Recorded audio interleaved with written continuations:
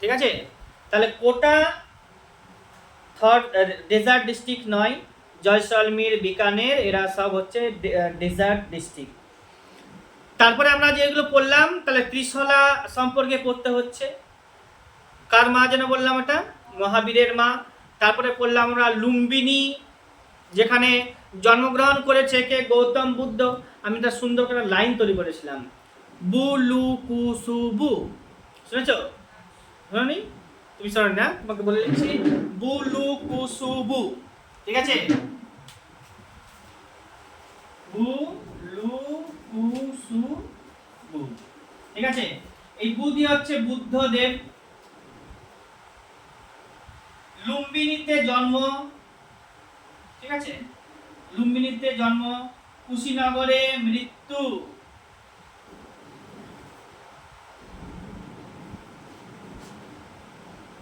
মৃত্যু আর হচ্ছে বোধগয়াতে।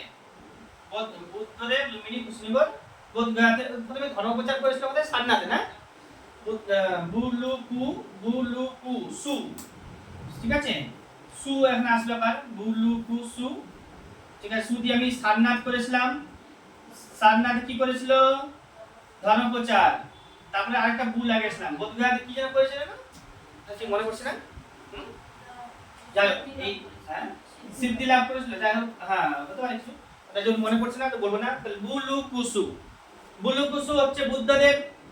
বুদ্ধদেব সম্পর্কে তোমাকে ভালো করে ক্লাসেও বলানো হয়েছে, ভিডিওতেও করে দেবো। লুম্বিনীতে তার জন্ম হচ্ছে, কুশীনগরে মৃত্যু হচ্ছে, সারনাথে হচ্ছে তার, সু দিয়ে হচ্ছে সারনাথ, সারনাথে সে হচ্ছে প্রথমবার ধর্ম প্রচার করছে। এরকমটা। তারপর কি বলেছিলাম আমি, যে এলিফ্যান্ট প্রজেক্ট হচ্ছে 92 সালে বললাম, টাইগার প্রজেক্ট 73 খ্রিস্টাব্দে বলেছি, নর্মদা বাঁচাও মুভমেন্ট হচ্ছে 1985 খ্রিস্টাব্দে। নর্মদা নদী যেটা আছে 1312 কিলোমিটার, এর হচ্ছে কি লম্বাই, লম্বাই। আর হচ্ছে তোমার কি 41টা ট্রিবিউটারি এখানে আছে, যার মধ্যে 22টা বললাম কোথা থেকে বলো, সাতপুরা থেকে হচ্ছে 22টা, আর বিন্ধ্যান যে রেঞ্জ আছে সেখান থেকে হচ্ছে 19টা, আর হচ্ছে 30টা এখানে ড্যাম আছে। নর্মদা বাঁচাও মুভমেন্ট কে করেছিল? মেধা পাটেকর। তারপরে হচ্ছে তোমার কি টাওয়ার অফ সাইলেন্সটা এখানে জেনে নাও। টাওয়ার অফ সাইলেন্স হচ্ছে কোথায়? মুম্বাইতে আছে। তারপরে হচ্ছে লোকসভা হচ্ছে পেপারলেস, আটাকামা মরুভূমি, তোমরা জানোই। আর হচ্ছে দক্ষিণ গাঙ্গোত্রী, মৈত্রী, আর হচ্ছে তোমার কি ভারতী সম্পর্কে ক্লিয়ার থাকতে হবে। সবথেকে রিসেন্ট যেটা হচ্ছে ভারতী। প্রথমে যেটা হয়েছিল সেটা হচ্ছে দক্ষিণ গাঙ্গোত্রী। আর দক্ষিণ গাঙ্গোত্রীর যে ঠিকানাটা মানে কোন ল্যান্ডে আছে, তাহলে হচ্ছে কুইন মাড ল্যান্ডে। কুইন মাড ল্যান্ডে। কুইন মাড ল্যান্ড কোথায় আছে? তো আন্টার্কটিকাতে আছে, নর্থ আমেরিকাতে পড়বে না। ঠিক আছে, আমেরিকার ঠিক উত্তর দিকে, আমি ভুল বললাম, আন্টার্কটিকার একটু উত্তর দিকে। আচ্ছা, এবার হচ্ছে কি তোমার যে ওইখানে আন্টার্কটিকাতে অবস্থিত লার্জেস্ট না, লংগেস্ট হিমবাহ, তার নাম হচ্ছে লাম্বার্ট হিমবাহ। ভারতের মধ্যে সিয়াচেন, সিয়াচেন তো জানোই কোথায় আছে, নুব্রা ভ্যালিতে আছে। এগুলো অনেক আছে, আমার কাছে আরো তথ্য আমি সব বলে দেবো। আর প্রথমবার যিনি ওই আন্টার্কটিকাতে পৌঁছেছিলেন তা ইন্ডিয়া থেকে তার নাম হচ্ছে মাহেল মুসা। আর হচ্ছে ইন্ডিয়ান ম্যানের নাম যদি বলি তো রামচরণ। সে কোথায় কাজ করতে বলেছিলাম? ইন্ডিয়ান নেভি মেট্রোলজিস্ট হিসেবে সে কাজ করছিল। এইগুলো এখানে আছে। আচ্ছা, আর বলবো বুদ্ধদেব বললাম, লুম্বিনী বলেছি, মহাবলীপুরমের আগের ভিডিওটা দেখে নিবে, ওখানে মহাবলীপুরম কারা তৈরি করেছিল, কেন তৈরি করেছিল ইত্যাদি লেখা আছে। জাতকের কাহিনীগুলোকেও তোমাকে দেখতে হচ্ছে, বুদ্ধদেবের পূর্বজন্মের কাহিনী, না? আচ্ছা, ইবাদত খানাকে তৈরি করেছে বললাম আকবর। রাজিয়া সুলতানা এসেছে। রাজিয়া সুলতানাকে আমরা সবাই জানি। রাজিয়া সুলতানা কার মেয়ে বলেছিলাম? হলো ইলতুৎমিশের কন্যা রাজিয়া সুলতানা, প্রথম ভারতীয় মহিলা শাসিকা, তাই না? শাসক কি বলি ওকে, শাসিকা ও বলতো না নিজেকে, নিজেকেই শাসক হিসেবেই ভাবতো। তো যাই হোক, শাসকই। এবার হচ্ছে তোমার কি কৃষ্ণদেব রায়। কৃষ্ণদেব রায়, হ্যাঁ, বিখ্যাত রাজা বা শ্রেষ্ঠ রাজা ছিল। তোমার হচ্ছে বিজয়নগর সাম্রাজ্য নাম শুনেছ? বিজয়নগর সাম্রাজ্য আর বাহমনি সাম্রাজ্য তৈরি হয়েছিল, সৃষ্টি হয়েছিল যখন মোহাম্মদ বিন তুগলক ভারতে শাসন করছিল। ঠিক আছে, বিজয়নগর সাম্রাজ্যের যে প্রতিষ্ঠাতা ছিল হরিহর ও বুক্কা সহ 5 ভাই, ওদেরকে সব ধরে ধরে নিয়ে গেছিল মোহাম্মদ বিন তুগলক। পরবর্তীতে বিভিন্ন চুক্তির মাধ্যমে তাকে ছাড়া হয়েছিল। আর তারপরে মোহাম্মদ বিন তুগলক দুর্বল হয়ে পড়লো।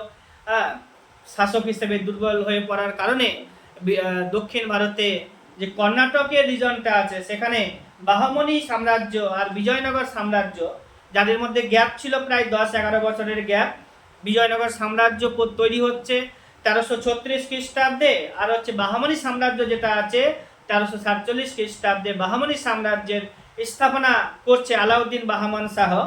আর বিজয়নগর সাম্রাজ্য যা আছে তাদের প্রতিষ্ঠা করছে হরিহর ও বুক্কা। সেই হরিহর ও বুক্কার বংশধর ওখানে 4টা বংশ শাসন করেছিল, সঙ্গম, শালুক, তুলুক আর বিদু।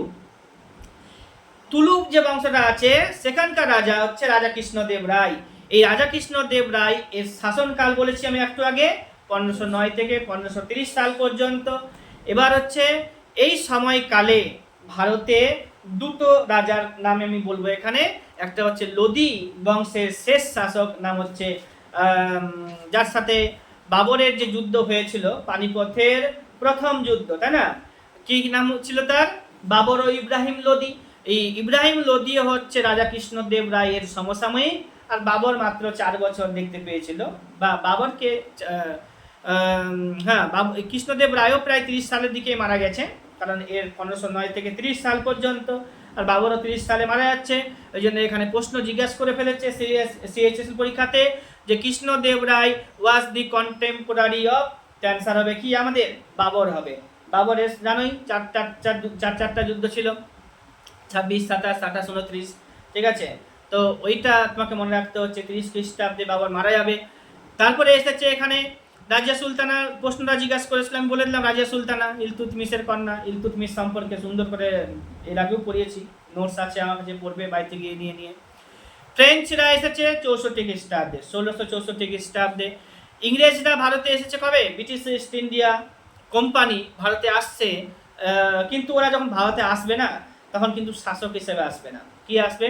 ওরা বিজনেসম্যান হিসেবে আসবে। ঠিক আছে, ব্যবসা বাণিজ্যের স্বার্থে এসেছিল 1612 খ্রিস্টাব্দে ইংরেজরা, 1612 খ্রিস্টাব্দে। আর হচ্ছে তাদেরকে তাড়ানো হয়েছে 1947 খ্রিস্টাব্দে, তাই না? 1947 খ্রিস্টাব্দ যখন ছিল তখন ব্রিটিশ প্রাইম মিনিস্টার কে ছিল বলো? 1947 খ্রিস্টাব্দে যখন ভারত স্বাধীনতা লাভ করছে তখন ইংল্যান্ডের প্রধানমন্ত্রী কে ছিল? ইংল্যান্ডের প্রধানমন্ত্রী কে ছিল বলো?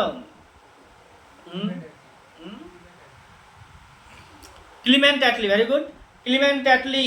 এই ক্লিমেন্ট অ্যাটলিটা 1927 খ্রিস্টাব্দে যখন আমরা সাইমন কমিশন তৈরি করেছিলাম, সেই সাইমন কমিশনের একজন মেম্বার, 7 জন মেম্বার ছিল না, তার মধ্যে ক্লিমেন্ট অ্যাটলি একজন ছিল। আরও তো বলেছিলাম কনজারভেটিভ পার্টি, তারপরে হচ্ছে তোমার লেবার পার্টি থেকে কে কে ছিল সেগুলো বলা হয়েছে, মনে রাখতে হবে সব কিছুই। আর হচ্ছে পর্তুগিজরা প্রথমে এসেছিল ভারতে 1498 খ্রিস্টাব্দে। কি নাম বলেছিলাম লোকটির যে এসেছিল 1498 খ্রিস্টাব্দে? বলো, ভাস্কো দা গামা। কিন্তু ভাস্কো দা গামা এসে আবার চলে গেছে। ভাস্কো দা গামা মোটের উপরে ভারতে 3 বার, কত বললাম? 3 বার ভারতে এসেছিল। এবার হচ্ছে তোমার সেটাও জিজ্ঞাসা করা হয়, 3 বার ভাস্কো দা গামা ভারতে এসেছে। বাবর 5 বার ভারত আক্রমণ করেছে, তারপরে 5ম বারে জয়লাভ করেছে, মানে দিল্লিতে বসেছে। এবার হচ্ছে তোমার কি যে পর্তুগিজরা পার্মানেন্টলি মানে এসে গেছে বিজনেসম্যান হিসেবে, এটা হচ্ছে 1505 খ্রিস্টাব্দে। তারপরে মার্টার দিয়ে তাড়ানো হলো 1961 খ্রিস্টাব্দে। তবে যারা ভারতীয় রক্তের সাথে মিশে গেছে তারা এখন গোয়াতে বসবাস করছে, এরকম অনেক জায়গাতেও বসবাস করছে। তো এবার হচ্ছে কি আরো জিজ্ঞেস করেছে তোমার কি, ফাদার অফ ইন্ডিয়ান আনরেস্ট জিজ্ঞাসা করেছে।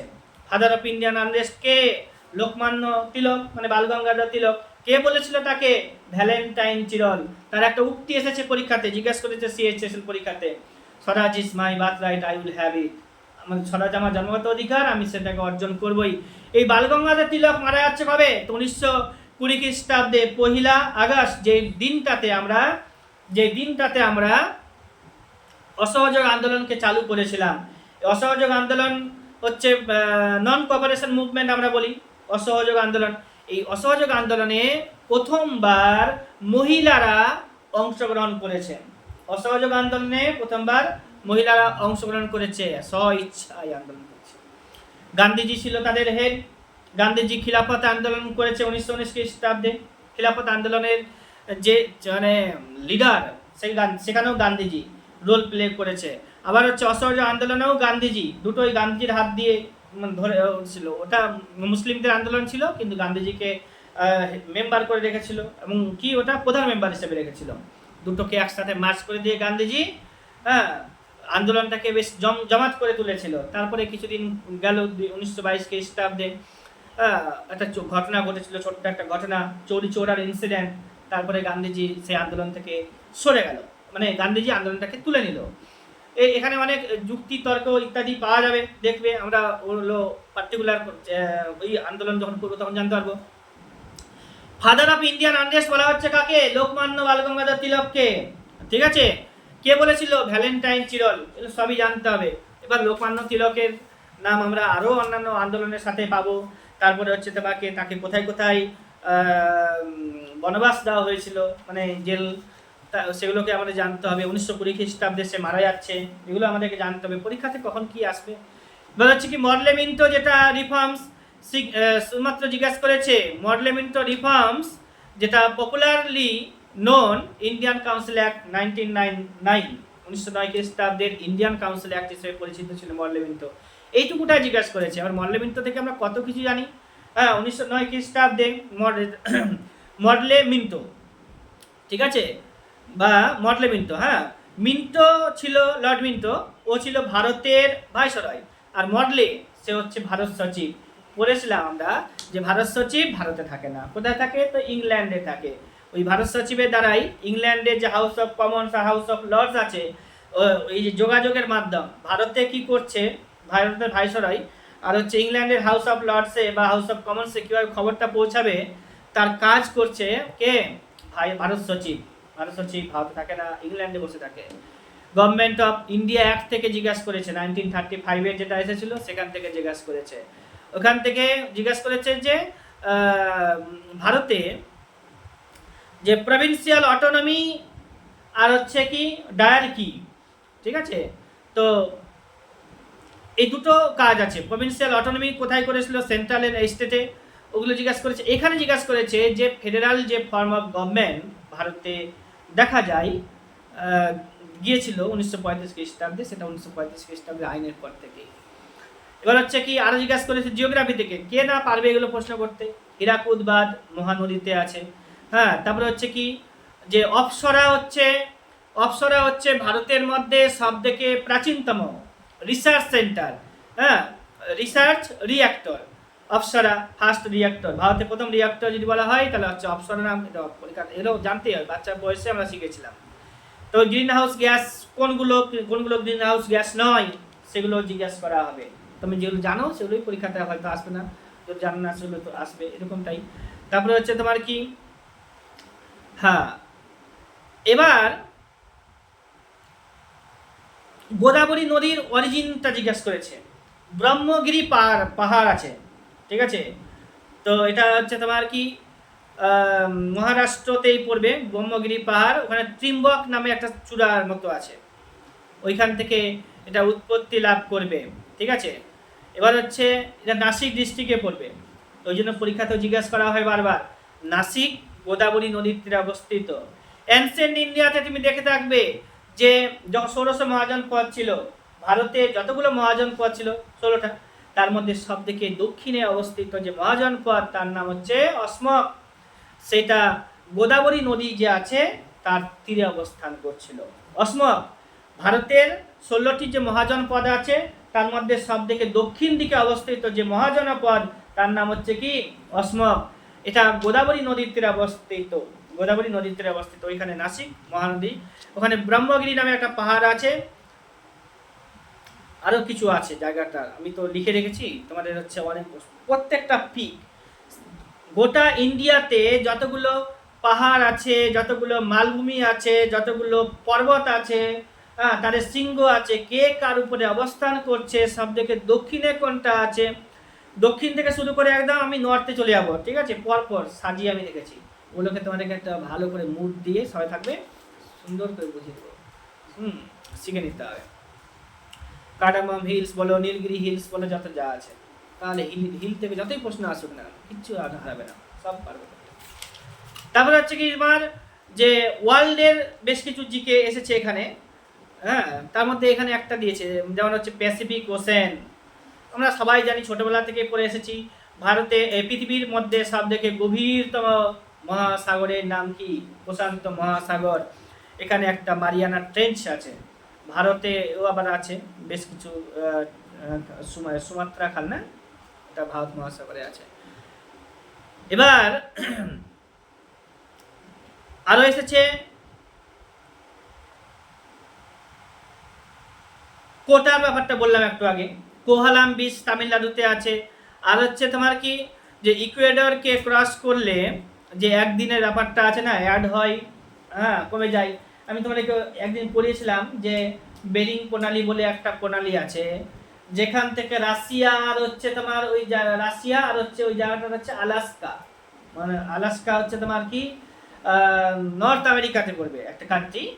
তো আলাস্কা আর হচ্ছে রাশিয়ার মধ্যে একটা জায়গা আছে যেখানে প্রণালীটা বয়ে গেছে, বেরিং প্রণালী। ছোট্ট ছোট তিনটা দ্বীপ আছে, তিনটা দ্বীপের মধ্যে, হ্যাঁ, ওই ওই মাঝের দ্বীপটাতে একটা চ্যানেল গেছে, আর পাশে দুটো দ্বীপ আছে যাদের মধ্যে গ্যাপ মাত্র 4 কিলোমিটার, ঠিক আছে, এদিকে গেলে 4 কিলোমিটার গ্যাপ। ওই পথে হচ্ছে সব থেকে শর্টেস্ট রুট, আলাস্কা থেকে তুমি রাশিয়া যদি যাবে বা রাশিয়া থেকে আলাস্কাতে যাবে, কিন্তু ওখানে প্রবলেম আছে, মানে গিরিখাত বড় আছে, যদিও ওরা যেতে পারে না, সময়টা বেশি লাগে, অনেক কিছু একটা ব্যাপার আছে, আমি পরে বলবো।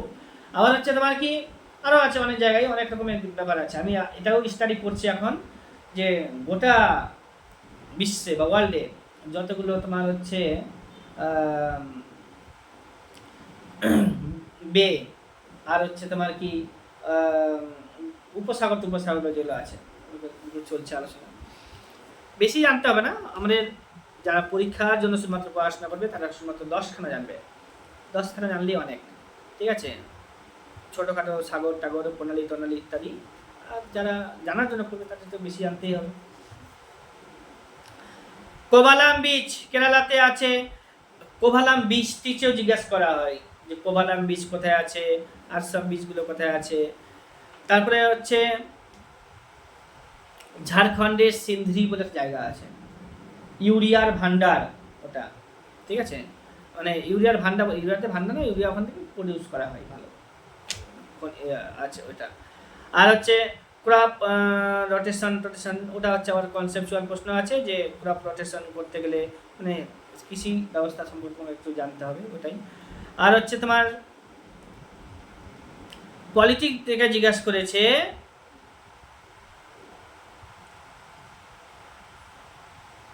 যে কততম সংবিধান সংশোধনের মাধ্যমে ভোটিং এর যে বয়সটা আছে 21 থেকে 18 করা হয়েছে। ভোটিং মানে আমরা এখন 18 বছর বয়সে ভোট দিই, তোমরা দিচ্ছ, নাহলে 3 বছর পরে দিতে পারতে, তাই না?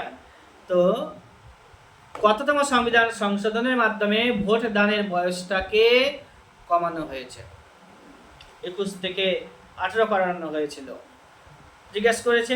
বলতে হবে তোমাদেরকে 61st অর্থাৎ 61তম সংবিধান সংশোধনের মাধ্যমে ভোট দানের বয়স 21 থেকে 18 করা হয়েছে। জিএসটি 101 নম্বরে আছে, 52 নম্বরে কি আছে?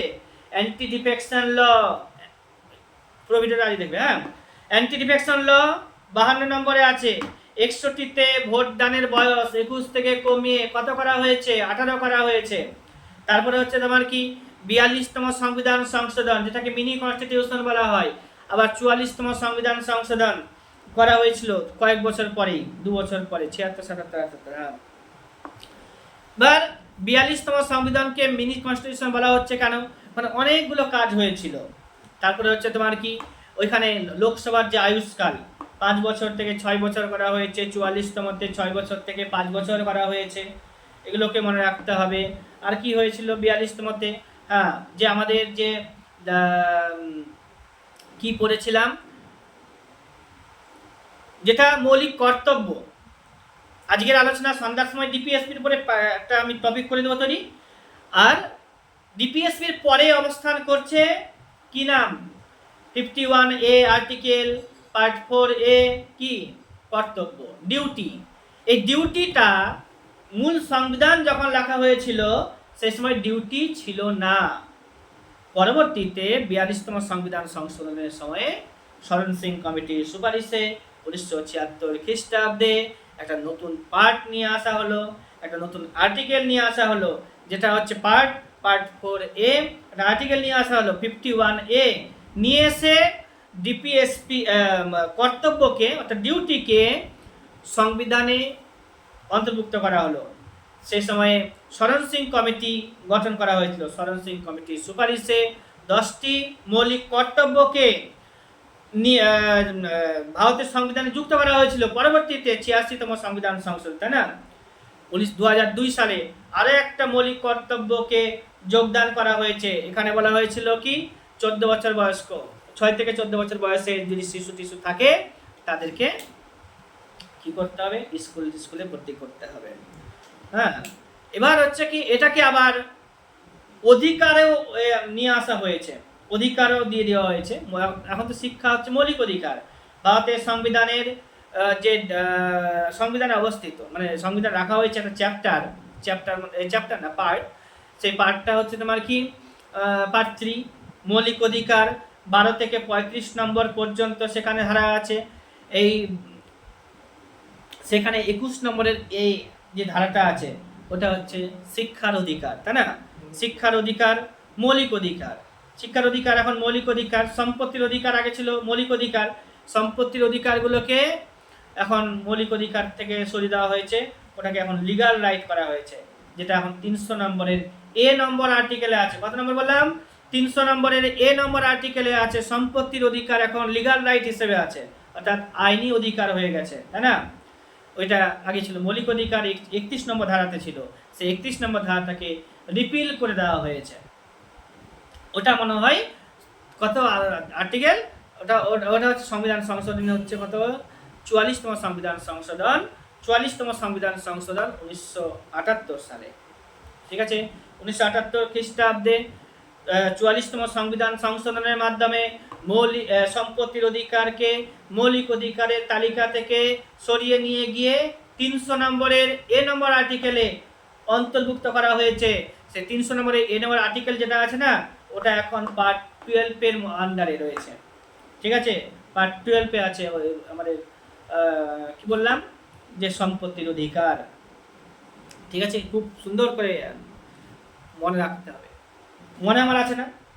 বলছি তো মনে থেকেই বলছি, সব কি বইয়ে লেখা আছে না, তাই মন থেকেই বলছি। একটা প্রশ্ন দেখবে না, ওর ভিতর থেকে কত কি বেরিয়ে আসবে, এটা তোমার তখনই সম্ভব হবে যখন তুমি বইগুলোকে সরিয়ে দিবে, একটা কলম নিবে, একটা খাতা নিবে আর বসবে, পার্টিকুলার কোনো টপিকের উপরে আলোচনা করবে, লিখবে, এবং সেই টপিকের সাথে রিলেট করা যতগুলো ঘটনা আছে অন্যান্য সাবজেক্টের উপরেও চলে আসবো, জিওগ্রাফিতে চলে আসবো কখনো, তারপরে তুমি হিস্ট্রিতে চলে আসবো, পলিটিক্যাল সায়েন্সে চলে আসবো, ইকোনমিক্সে চলে আসবো, সায়েন্সে যদি থাকে টপিক চলে আসবো, সবগুলো নিয়ে আলোচনা করতে থাকবো। একটা সময় দেখবে না সব যে কেউ কমন থাকবে।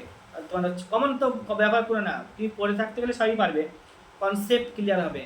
কিছু প্রশ্ন আছে মুখস্থ করে গেলেও তুমি পরীক্ষার হলে তুমি পারবে না, যেটা তোমার কনসেপ্ট ক্লিয়ার থাকতে গেলে তুমি না পড়ে গেলেও, ঘটনার সাথে রিলেট করে গেলেও তুমি হয়তো পারবে, যদি সারাউন্ডিং কোনো ঘটনার সাথে তুমি পরিচিত থাকো।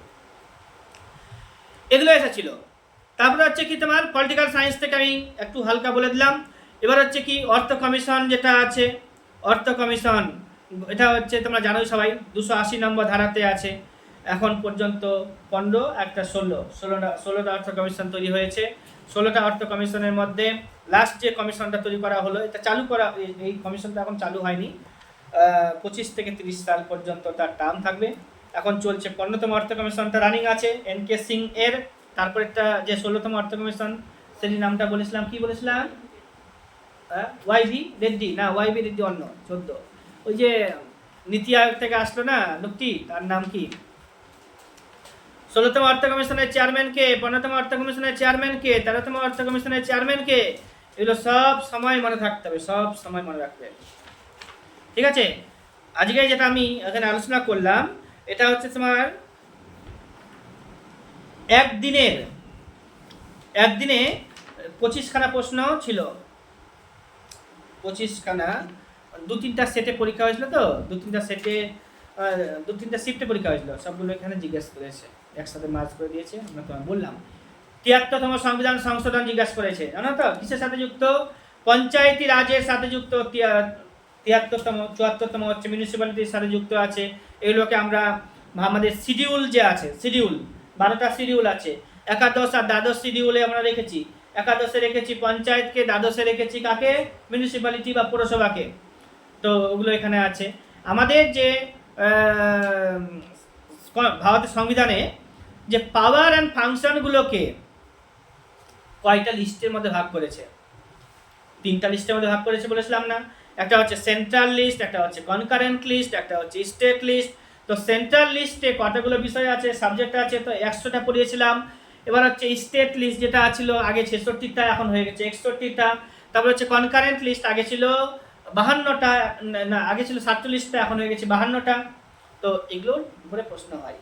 আগে ছিল কি বললাম? কনকারেন্ট লিস্ট, আমাদের যে ক্ষমতাগুলো আছে বিভিন্ন দপ্তর ইত্যাদি ইত্যাদিকে ক্ষমতা বলছি যদি, তাহলে কে কোনটার উপরে ভোগ, কে কোনটাকে ভোগ করবে, সেন্ট্রাল কোনটাকে ভোগ করবে, রাষ্ট্র কোনটাকে ভোগ, রাজ্য কোনটাকে ভোগ করবে।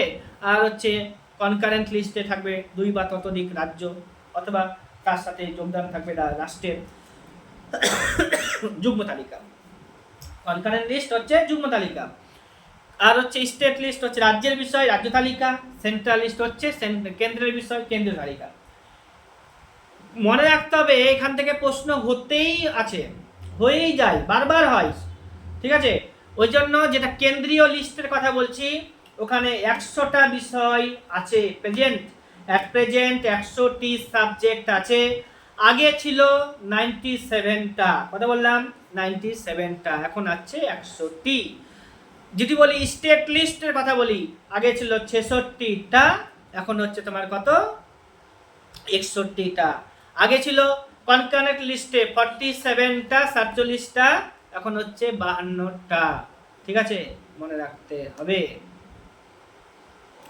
অ্যাংলো ইন্ডিয়ান সম্পর্কে আগে অনেক পড়াচ্ছিলাম, এখন আর প্রশ্ন হবে না, কারণ অ্যাংলো ইন্ডিয়ানের সংস্থান এখন তুলে দিয়েছে লোকসভা থেকে। তবে অ্যাংলো ইন্ডিয়ান কারা এটা তোমাদেরকে জানতে হবে।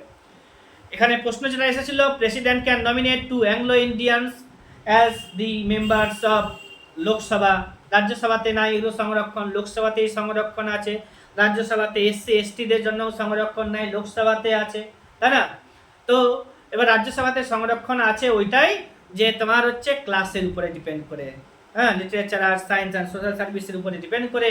12 মেম্বার ক্যান বি নমিনেটেড, হ্যাঁ, by the president of India, by the president of India from class, from class। ক্লাসের আর ডেফিনেশন কেমন বলতে হবে না, তো ওটা তোমরা পারবেই করতে। ওটা গেছে। এবার হচ্ছে joint sitting of the parliament can be, এটা তো আমরা জানি যে যৌথ অধিবেশন কে দেখে দিবে? রাষ্ট্রপতি দেখে দিবে, হ্যাঁ, রাষ্ট্রপতি ভেঙে দিবে না? জয়েন্ট সিটিং, বোথ হাউসের মিটিং, জয়েন্ট সিটিং হচ্ছে বোথ হাউসের মিটিং। তো ওটা হচ্ছে তোমার কি, কে ডেকে দিবে? রাষ্ট্রপতি ডেকে দিবে। কে ভেঙে দিবে? রাষ্ট্রপতি ভাঙতে পারে। ওরও আর একটা হচ্ছে তোমার সমন, দুটো কথা। এবার হচ্ছে তোমার কি, আমাদের যে সংবিধান আছে এই কনসেপ্টটা কোন দেশ থেকে নিয়েছি? ব্রিটেন, ব্রিটেন থেকে নিয়েছি আমরা সংবিধানের তালিকা, সংবিধান আইডিয়া। তাহলে হচ্ছে তোমার কি, ফ্রিডম অফ স্পিচের কথা বলেছে, মৌলিক অধিকার। এটা হচ্ছে 19 নম্বরের এ নম্বরে আছে বাক স্বাধীনতার অধিকার, 19 নম্বরের এ নম্বরে আছে বাক স্বাধীনতার অধিকার। তারপর হচ্ছে মহারাষ্ট্র, গোয়া, মহারাষ্ট্র এবং Goa have a common high court. তো জানি আমরা মহারাষ্ট্রের যে হাইকোর্টটা আছে ওটাই গোয়ার জন্য আছে, গোয়ার নিজের জন্য কোনো হাইকোর্ট নেই, জানি তো আমরা। তাহলে কেরালার হাইকোর্ট, যেমন লাক্ষাদ্বীপের হাইকোর্ট কেরালার সাথে যুক্ত রয়েছে। আন্দামান নিকোবর দ্বীপপুঞ্জের হাইকোর্ট কলকাতার সাথে আছে। আন্দামান নিকোবর দ্বীপপুঞ্জকে আমরা কেন দখল করেছিলাম সেদিন একটু বলেছিলাম। এবার লাক্ষাদ্বীপ যেটা আছে, লাক্ষাদ্বীপকে আমরা কীভাবে পেলাম সেটাও তোমাদেরকে বলেছি, ঠিক আছে? ওটা আরও বলবো পরবর্তীতে ভালো করে, কিন্তু তোমাদেরকে বলা হয়েছে। আধা ঘন্টা ডিফারেন্স, তাই না? নাহলে পেতে না, লাক্ষাদ্বীপ থেকে তো অন্য জায়গায়। ইউরেনিয়াম ইউজ করা হয়, ইউরেনিয়াম ইউজ করা হয় ফুয়েল হিসেবে কিসে? ইউরেনিয়াম ঝাড়খণ্ডে যদুগড়া ইউরেনিয়ামের জন্য বিখ্যাত একটা খনি। থোরিয়াম কেরালা, ঠিক আছে, ইউরেনিয়াম হচ্ছে ঝাড়খণ্ড। তো ইউরেনিয়াম যেটা আছে নিউক্লিয়ার রিয়েক্টর এর ফুয়েল হিসেবে ইউজ করা হয়। জানো প্লেনে ইউজ করা হয়, বিমানে ইউজ করা হয়, কি ইউজ করা হয় ফুয়েল হিসেবে? হ্যাঁ, গ্যাসোলিন নাকি পেট্রোলিয়াম? পেট্রোলিয়ামের অপর নাম তো গ্যাসোলিন, জানো তো? পেট্রোলিয়ামের অপর নাম গ্যাসোলিন না? জানতে হবে, সায়েন্সের ক্লাস একটা দেবো, খুব সুন্দর ক্লাস করে রেখেছি আমি। এবার হচ্ছে তোমার কি, হ্যাঁ, তরল হাইড্রোজেন বললাম, বিমানে উড়ান পথে তরল হাইড্রোজেন ইউজ করা হয়, ঠিক আছে। আর হচ্ছে নিউক্লিয়ার রিঅ্যাক্টরে কি বললাম, ইউরেনিয়াম। থোরিয়াম পাওয়া যাচ্ছে কোথায়? কেরালাতে, ঠিক আছে। ইউরেনিয়াম পাওয়া যাচ্ছে কোথায়? ঝাড়খণ্ডের যদুগোড়াতে, ঠিক আছে। গ্যাসোলিন হচ্ছে পেট্রোলিয়াম। পেট্রোলিয়াম যে পেট্রোলিয়াম খনি থেকে আমরা শুধুমাত্র পেট্রোল কেরোসিন ইত্যাদি পাই না, পেট্রোলিয়াম পাই, মানে হচ্ছে খনিজ তেল পাই। খনিজ তেলকে আমরা বিভিন্ন প্রসেসের মাধ্যমে, অকটেনের নাম্বার আছে, ঠিক আছে, অকটেনের নাম্বারে, অকটেন প্রসেসে আমরা ওটাকে বার করি। ওই অকটেন প্রসেসটা কি, ওর জন্য একটা আলাদা 10 মিনিটের ক্লাস লাগবে, আমি পরবর্তীতে আবার দেবো। ওটা আমার ওই খাতাতে সুন্দর করে লেখা আছে, কীভাবে পেট্রোলিয়াম আসছে, কীভাবে তোমার হচ্ছে কেরোসিন বার করা হচ্ছে, কীভাবে তোমার গ্যাসোলিন, তোমার হচ্ছে গ্যাস, এই খনিতে পাওয়া যাচ্ছে না গ্যাস, তরল যে আমরা gas, methane ethane, methane butane propane ইত্যাদি কীভাবে পাওয়া যাচ্ছে। তারপর হচ্ছে তোমার কি নাফথা ইত্যাদি বিভিন্ন ধরনের জিনিস পাওয়া যায় পেট্রোলিয়ামের, পেট্রোলিয়াম বলতে পেট্রোলিয়াম থেকে। তো ওগুলো জানতে হবে। এখানে কত ইজি ইজি প্রশ্ন আসে, মনে হয়েছে একটাও ভারী ধারি, তোমার হয়তো তুমি না পড়ে থাকলে তোমার ভারী মনে হবে, কিন্তু ভারী নাই। তারপরে হচ্ছে তোমার কি টেফলন। টেফলন কি? টেফলন নন স্টিক বাসনপত্র, দেখেছো? নন স্টিক বাসনপত্র যেগুলো হয় ওগুলোতে এক ধরনের প্রলেপ দেওয়া হয়, যেটা প্রলেপ দেওয়া হয় ওটা হচ্ছে টেফলনের প্রলেপ, ঠিক আছে। নন স্টিক বাসনপত্রগুলোতে টেফলন ইউজ করা হয়। গোবর গ্যাসে মিথেন থাকছে আমরা সবাই জানি। তারপর হচ্ছে অ্যাসিটিক অ্যাসিড পাওয়া যাচ্ছে ভিনিগার থেকে, ওটা জিজ্ঞাসা করেছে।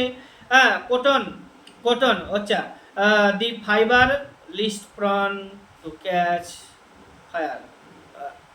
তো হ্যাঁ, এই পাট জাতীয় জিনিস যেটা আছে ওটা খুব বেশি আগুন ধরে নাই। কটনের জিনিস থাকতে গেলে একটু কম ধরে, সিল্ক টিপকে মানে আগুন ধরার ব্যাপারে জিনিস থাকে, এগুলোকে চিপকে তাড়াতাড়ি ধরে নেবে।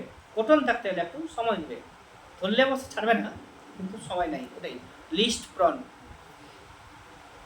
Two catch fire. কটন মনে হয় 4টা অপশন ছিল, এমন কিছু অপশন ছিল যেগুলোর মধ্যে কটনটাকে বেছে নিতে হতো।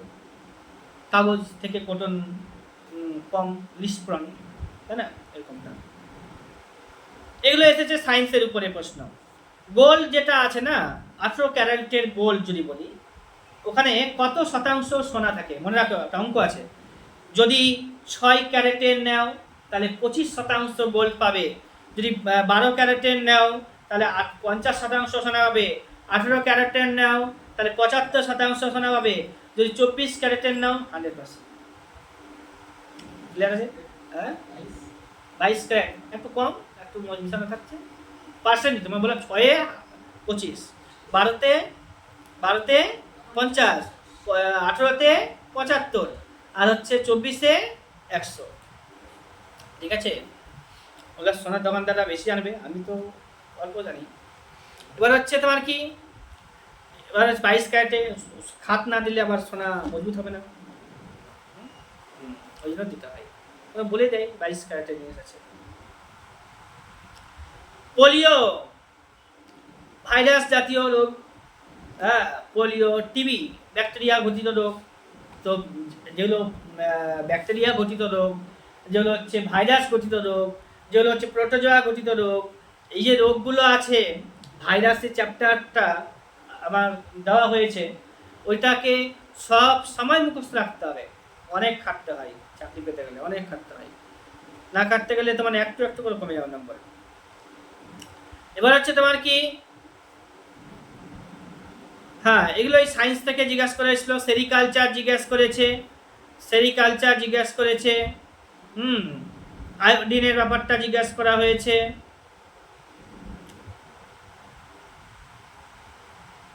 তারপর জিজ্ঞাসা করা হয়েছে বেশ কিছু books and authors, Midnight Children, books and authors পড়তে হবে, ঠিক আছে? বুকস অ্যান্ড অথার্স পড়বে। তারপরে হচ্ছে তোমার কি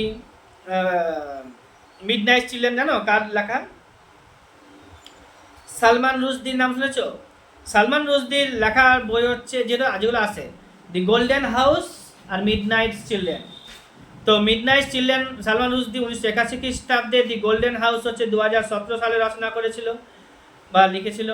আর স্যাটানিক ভার্সেসও একটা বই আছে, সেগুলো সালমান রুশদি লিখেছে। আর একটা আছে, আরও আছে। তো এই তিনটা মনে রাখো। কী কী বললাম? একটা হচ্ছে মিডনাইট চিলড্রেন, আর একটা হচ্ছে স্যাটানিক ভার্সেস, একটা হচ্ছে গোল্ডেন হাউস। তিনটা আপাতত মনে রাখো, তারপরে আরও বলবো। এই যে ধর্মচক্র দেখতে পাচ্ছ তুমি, আমাদের যে ন্যাশনাল ফ্ল্যাগে আছে না, নেভি ন্যাশনাল ফ্ল্যাগের মধ্যে একটা চক্র আছে, ওখানে গোল চাকা, চক্র চাকা, ওখানে কয়টা দাগ আছে? 24টা। কালারটা কি? নেভি ব্লু, ওটা জিজ্ঞেস করেছে। তার হচ্ছে মুম্বাই সিটি, হ্যাঁ, সব থেকে বেশি না রেলওয়ে জোন, 3-4টা জোন আছে মুম্বাই ওটা জিজ্ঞেস করেছে সব থেকে বেশি জোন রয়েছে কোন শহরে? তো মুম্বাই শহরে আছে। স্যার ক্রিক বাঁধগুলো তোমাদেরকে শিখিয়ে দিয়েছিলাম কার কার মাঝে আছে। স্যার ক্রিক বাঁধ, ম্যাকমোহন লাইন, র্যাড ক্লিফ লাইন, আফগানিস্তানের সঙ্গে আছে কি লাইন, ডুরান্ড লাইন, ঠিক আছে? তো ক্রিক আর লাইনগুলো আছে 10 degree, LoC line of actual control, line of actual control LAC, আর হচ্ছে লাইন অফ কন্ট্রোল, ওটা হচ্ছে লক। ওগুলো কাদের মাঝে আছে, কোথা থেকে কোথায় যেতে পারি, হ্যাঁ, এগুলো জানতে হবে। তারপরে হচ্ছে এটি হলো 1 বছরের, এসেছিল 30 মিনিট লাগলো আমাকে বোঝাতে, 37 মিনিট এইটুকুটা। এরকম গোটাটা ইয়ে করে নাও, কত ভালো লাগে। সবই নিয়ে রেখেছি আমি গল্প করে, যে কাজে লাগবে। অবশ্য আমি পড়েওছি, নিয়ে রেখেছি এরকমটা না, পড়েওছি।